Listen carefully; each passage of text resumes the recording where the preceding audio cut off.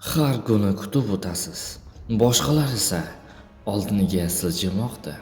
Siz hali ham qo'rquv va dangasalik hayotingizni boshqarishiga yo'l beryapsizmi? O'zingizga aytasiz: ertaga boshlayman, lekin ertaga hech qachon kelmaydi. Shu bilan birga orzularingiz sekin-asta o'lib bormoqda. Siz buni ichingizda bilasiz va bu og'riqli.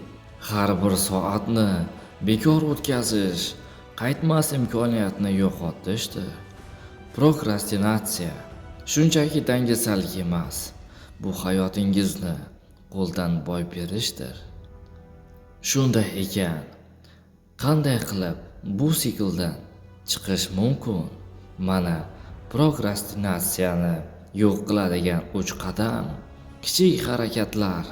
Bugun eng kichik vazifadan boshlang. Faqat 5 daqiqa. Qo'rquvga qarshi chiqish. Eng qo'rqqan ishni 5 daqiqa bajaring. Vaqtni do'st sifatida qabul qiling. Muddatlarni dushman emas, do'st sifatida ishlating. Tasavvur qiling, agar qo'rquv sizni ushlab tura olmasa, agar siz harakatni kechiktirmasangiz, siz orzu qilgan hayotingizga erishishingiz mumkin. Harakatni hozirroq boshlang.